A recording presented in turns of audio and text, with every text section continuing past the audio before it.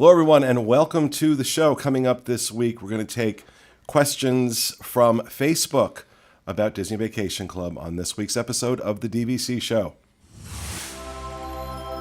The DVC Show is brought to you by DVCStore.com.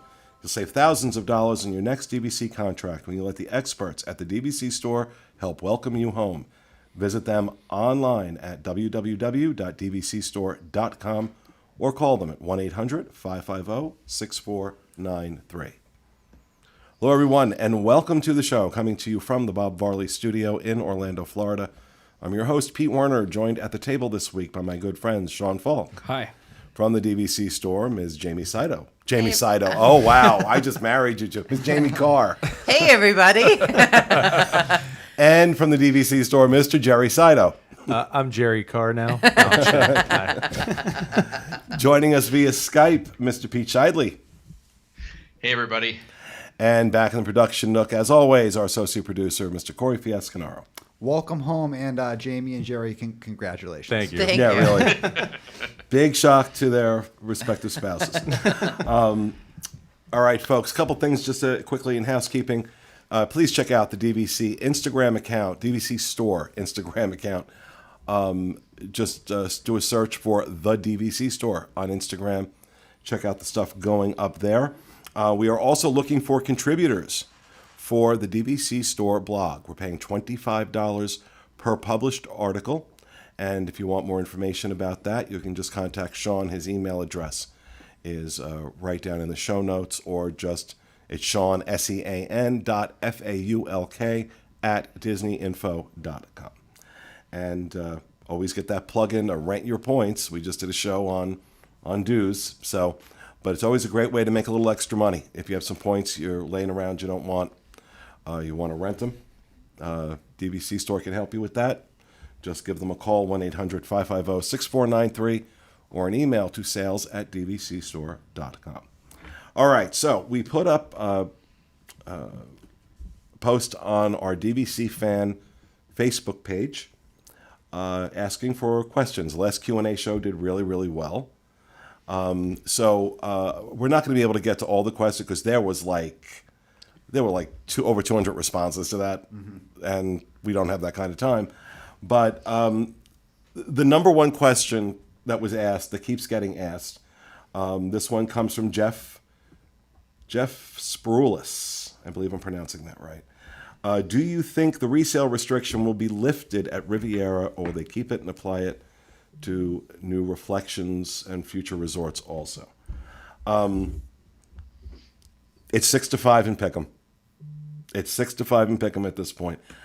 I think, just personally, based on some of the things I'm hearing, the guides, I know that the guides that sell DVC Direct hate these resale restrictions because they're not able to they're having a really hard time getting existing members to add on at Riviera, and they rely on that. They rely on those sales to make their numbers, and they're having a hard time with it. So I think, we always said we had to wait for Riviera to open, see what happened. We'll know by June. If they're still doing their promotions and doing, some of the stuff that they've been doing to try and sell it, then we'll know that they're having trouble. I'm not talking to too many DVC members who've seen Riviera whose mind has changed. I think it's beautiful. I would love to own there. I will not buy it. I will not buy it with those restrictions. And, who knows what the future holds. But anybody think they're going to keep these? Pete, do you think they're going to keep these restrictions in place? I've been always on the fence. As time has gone on, I tend to think they might keep them anyways because it may be more of a long-term plan. I mean, right now it is hurting them. I do believe it is hurting them, but as they get more resorts with this restrictions, it will become the standard, and so eventually it would eventually wash out. But I don't know if the sales are bad enough and they think their cause is the restrictions, they could. So you say 50-50, I say it's probably more likely that they keep them. I agree with that. I think they'll keep them. I personally, as an owner, I don't want them to keep them, but if I were Disney, I would keep them. Like if I were the company, I would keep them to ensure later I would put the restrictions on each new one. Eventually we're going to get to 2042 and then you're kind of out of options at that point. But they've got to factor, and I don't think they are. They have to factor in the message it sends to the membership that there is now a second class of DVC owner. And that immediately creates negativity, right? That's immediately for the buyer, for the person. It creates a sense of that's really not fair. How I definitely feel that with my resale points that I can't use them at Riviera. I think, I have my blue card because I bought I bought some points direct just to get the blue card, but I see no reason whatsoever why I should pay direct prices when there are phenomenal options available on the resale market. I just don't. And the fact that they've created this class system is really it's counterproductive to everything else I see them do, the way they treat the membership. It's counterproductive because in so many ways, I really think they do a great job in how they treat the membership. And then you've got this over here, very, very inconsistent. And I think they, while it may help them financially in the long term, I think it's going to hurt them in a lot of other ways in the long term as well. I had thought about it last night as I was doing my notes. I think eventually Disney will come out with their own resale option, and they will not have those restrictions on things that they resell. I think they'll loosen them for themselves. Do you think that's a possibility? Or an upgrade type fee. So if you buy resale, maybe offer a whatever the upgrade is in order to get the full benefit. So that could be a potential for I think them that's too. more likely than them competing against themselves with direct sales on resales. I think that's That's probably why they've never done resales in the past, because all they're doing is Cannibalizing. You can't sell something for $200 when somebody can buy something similar for $100. Well, they would never develop new properties because people wouldn't want to pay Yeah, for that's the true. brand new one. They would want to save the money on the others, and they would never have the budget to build a new one because. But there's some other timeshare programs like Marriott, right, where you can pay, you buy resale, and then you can pay for what you're explaining to move it to a different type of membership. So I mean, I think that's a very viable. Well, Marriott option. does that. Actually, if you buy resale with a Marriott property, you can upgrade it into their point system and get full benefits. But it's a couple $1,000s to do the upgrade. There's a $500 educational fee is what they call it. And then there's additional closing costs. So you end up paying like $3,000 or $4,000 just to do the upgrade. But you have full benefits just like you bought direct. And you'd still save resale after those upgrades. But again, you have Maybe to that's pay what to they'll get do the then. upgrade. Yeah. My thought is like, what happens when they're still selling Riviera and they want to start doing Reflections previews? Like they want to do a Reflections preview room at the preview center, and now then what if they're still have some Riviera availability when Reflections becomes available? Like if that was to happen, like they have to turn back, right? I mean, Well, look at Alani. Yeah. They're still selling Alani. It's been like 1,000 years, and they're still selling Alani. that doesn't have a restriction on it though, right? No. No. Yeah. So that's what I'm saying. Like Riviera still has a restriction, and then they're like, oh, here's. Well, it has a restriction. It's a $2,000 airfare to get there, so that's the restriction. There's that. But what if they're like, okay, so we have the restriction, the resale restriction on Riviera, and then like, okay, here's Reflections. This has the same resale restriction, and they're already having trouble with Riviera for that reason. I feel like they can't. If the market is speaking like that, like they got to do something different. Yeah. All right. So another question from Rob Krowecki. Sorry if I'm mispronouncing that. Which resorts on the resale market have the best bang for the buck, taking into consideration dues, contract expiration date, etc.? We talked about this on the dues show. We did. And Jerry, you had said bang for the buck, Saratoga. Saratoga Springs, yep. And Jamie, you'd thrown out Bay Lake Tower. No, secondary Animal Kingdom. Oh, Animal Kingdom. That's Saratoga right. is always number one, 100%. But Animal Kingdom's a good second. And Yeah. do you agree with that, Pete? I would agree with Saratoga Springs. I also think even though the buy-in is high, I think Bay Lake Tower yeah. is a very good deal. The dues are very low, and you get a long term on it, and you also have the option to get into the standard rooms. That if you buy at other locations, you're basically, those rooms are not available to you at 7 months. So I think Bay Lake Tower, in terms of a more prime real estate, is probably the best value. Yeah, Bay Lake Tower was what I chose as well. I think you were thinking of me when you said Jamie, because we talked about it earlier. Okay. Yeah, I think Bay Lake Tower definitely. I mean, at ranges around 155 a point ish, and so I'm like, comparatively to like Copper Creek or even some of the ones that are below it, like I just think you get the walking distance to Magic Kingdom. You're right there on the monorail loop, so like you're within that range. I just think you have a lot of perks, and I think that's one that will hold its value and increase in value at a pretty good pace comparatively to some of the lower ones that are less expensive right now. Yeah, for me, it's Saratoga, hands down. I mean, especially if the 11-month window doesn't apply to you. It never applied to me. I always plan my vacations just a few months out in advance, 4 or 5 months. Mm-hmm. And if that's what you do too, Saratoga can't be beat. If you just want to get in, that's Saratoga. Yeah. Do we think Saratoga is going to become more popular when they finish with the renovations? Because it's not already the most. become more popular with Disney Springs. I mean, there was a time when you could get Saratoga, in the Christmas week, a week before. Yeah, check-in, I mean, just- availability wise and price wise, I mean, you could get it in the 80s per point. I mean, when Disney Springs was complete, we definitely saw a very large uptick in people buying Saratoga. And What's an average Saratoga contract going for now? I'd say 98 to 108 in that $10 window. So it's still really reasonable price wise. Dues are low. Yep, Treehouse Villas. I think people forget. Yeah, that but my problem with the Treehouse Villas, they're not ADA compliant. They're not handicap accessible. I couldn't take my mother there. She can't walk up a flight. She really can't walk up a flight of stairs. And if you don't have a car, you're gonna take you an hour on the bus to get just to the main building. That's my only problem with them. I mean, they're beautiful, but and I understand what you're saying about Disney Springs kind of raising the popularity of Saratoga, but still, when you hear people talk about Saratoga in general, it's kind of like, meh.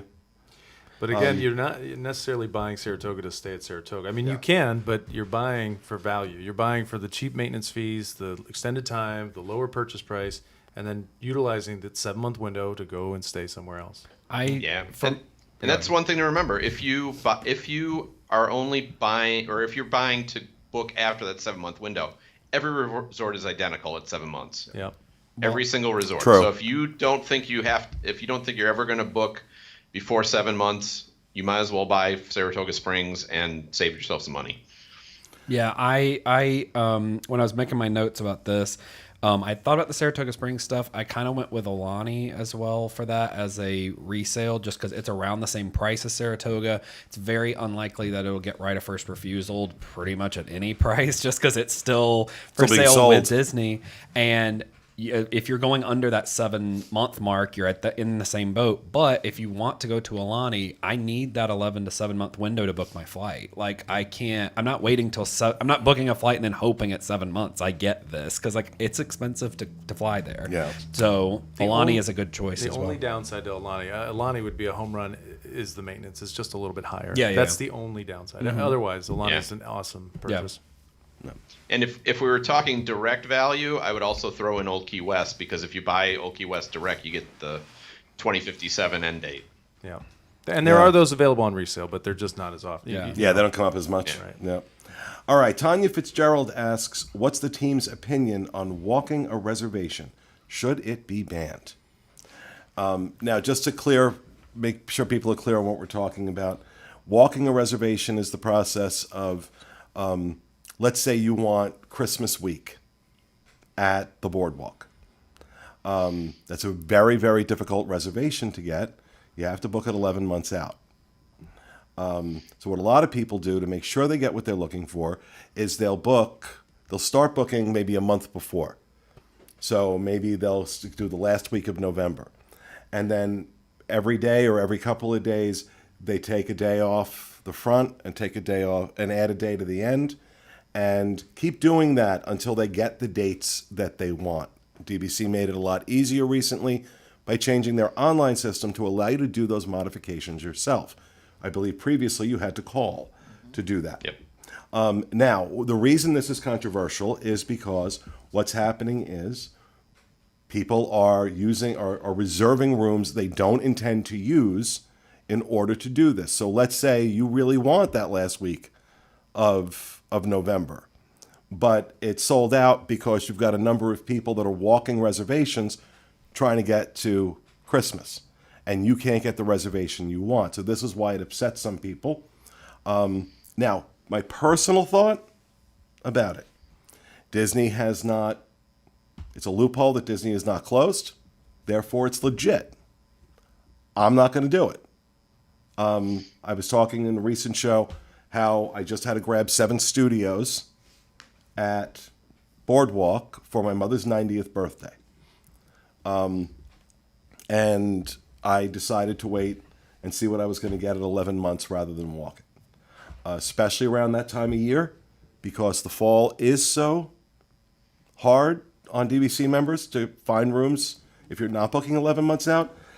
I didn't want to be part of the problem. I knew with the contracts I had at 11 months, I was going to be able to get the rooms I needed. I may not get them all at the Boardwalk, but I'd be able to get what I needed, even if I was putting people at Saratoga. Fortunately, I was able to get all 7 rooms 11 months out to the day and didn't have to do that. Excuse me, I have this tickle in the back of my throat that will not go away. So, what about you guys? Walking. I'm not a fan. I think it's a loophole that should be closed. I get it. I understand it. It works and it is a way to secure reservations, but I hate it. I think it needs to go away.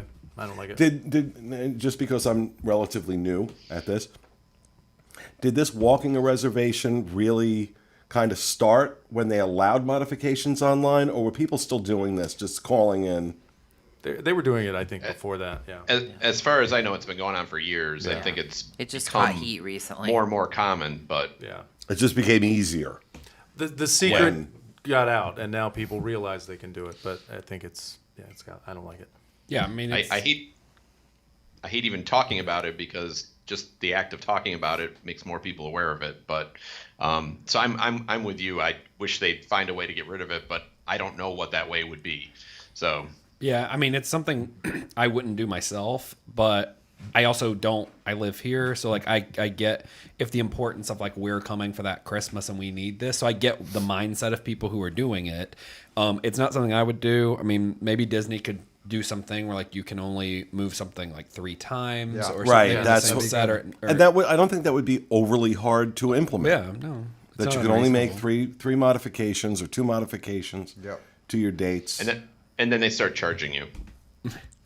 That way, the minute, every time they do that, every time they start charging you for something that was free before, it suddenly becomes so much less popular. I'll give the great example of Le Cellier. When it was 1 table service credit on the dining plan, you had to have that reservation, or otherwise your Right. vacation was ruined, right?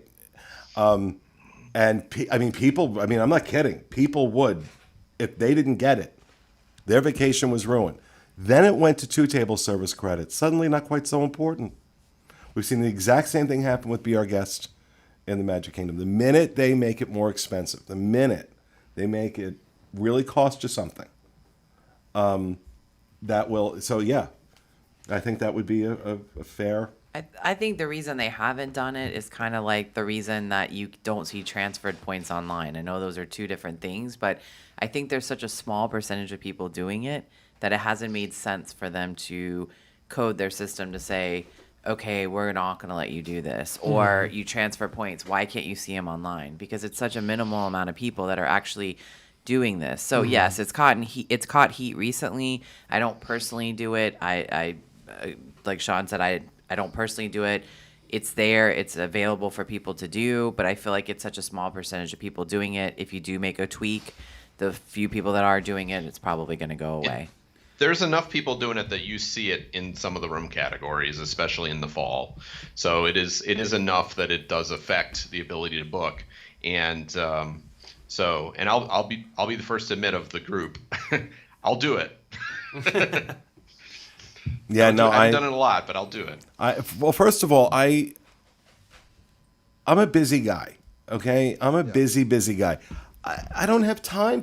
I really don't have time for that. My thought on it is that this isn't something that's affected me yet, but it seems like a silly little mini game in booking your vacations that you then are forcing other people to play that want to optimize by following your dropped reservations, and it just seems annoying.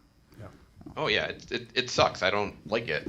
But the other thing is, you pointed out, Pete, Disney made it much easier. You used to have to call every time you made a move. So if someone that was walking a reservation for 2 months, you'd have to make 10 phone calls in order to get your reservation. Now you literally go online, 30 seconds, you've moved it. Yeah. So I don't think Disney cares. That's my opinion. Yeah. All right. Another question from Drago Scifano. You guys haven't really gotten into detail in renting out your points. So if you know you won't be using your points in a use year where your points will expire, is renting out your points a good value for what you paid for them? What would be a good break-even point, all things considered, price you paid, maintenance fees, knowing you get more per point the further out the reservation is made? For reference, my contract was paid off quickly, so it's accrued little to no interest. So am I looking at Jamie? She's our rental vice president. I think there's gonna be too much math to give you a firm break even on it. I think I have to know more details. So first and foremost, are the points bankable? And if they're bankable, could you use them if you banked them? That's my first question to every person that contacts us. Because a lot of times people just don't fully understand the use of the points. So if you call me and say, I have these points, I look at them and I say, okay, they're bankable. Could you use them between, June 1, 21 and June 1, 22? Then I may just tell you to bank them and then call us the next time that you're sure you're not going to use them. If you're sure you're not going to use them and they're current points versus banked points, then the value starts to change because how long do we have to use them? Are you giving us 6 months? Are you giving us 4 months? Are you giving us 1 week? So the value, there's going to be too many differentials. If he's asking, it sounds like in a roundabout way, he's asking if you buy a contract and you rent out all of your points, what is your break even? That's what I took from that question. So if he bought the contract, he owns 200 points. Your typical break even, which we've talked about before, is 4 to 8 vacations. So if you're netting, let's say Saratoga Springs, let's just round up $7 a point for dues. So if you're netting on average $7 a point, then you have to take that $7 a point that you're netting per point and say, put that into the cost of the ownership. Did he paid cash? It sounds like. So well, the dues are $7 a point, rounding up. Right. And then they're renting at $7 or $14. So they're getting $7 to put towards their initial buy-in. Exactly. So then you have to divide how much you paid for that initial buy-in. Was it resale? Was it direct? And account for inflation. Next year, if dues are $7.50, you're not getting $7 a point. So again, there's a lot of unknowns. You may cut your 4 to 8 vacations, meaning 4 to 8 years or 2 to 4 years, you may cut that in half. But it takes a lot of points when you're going to start seeing. I just ran a quick calculation. So if it's renting a points out for $14 a point, you're paying $7 in maintenance fees, and you paid $100 a point for the Saratoga Springs property. It'd take you 14 years before it's a wash. So, but again, that doesn't include maintenance fees changing. It doesn't. And that's if all you're doing. It doesn't even include you using it. Right. So that's if all you're doing is renting them. So, and I tell people, renting is a great option when you can't use your points, it's a stopgap. or you need the cash. It's not a way to get rich quick unless you own thousands of points, and then, even then, you're not going to get rich quick. 14 years to me, buy the membership with the intent to use it, and if you're not using it on off years, then we'll help you rent the points. I had mentioned it on the Millennials show because I did some of the math for that, and it worked out well as far as if you're buying in for the first time and you're essentially buying in to invest it for those first like 3 to 4 years. Like hey, I'm going to rent out my points for those first couple years. It did cover about half the year as far as your payment went, like if you're going to finance out for 10 years, whatever. So it did cover a chunk of that as well as your maintenance dues. Obviously you still have to pay some out of pocket, but it's like, hey, if I know I want to buy in right now and the price is low for a certain thing, or the perfect contract comes up, then it made some financial sense to do it, knowing I'm not going to get to use it for a couple years, but I'm okay with that. So that was kind of something to figure in there too. All right, another question. You're so happy I asked you that one. I was.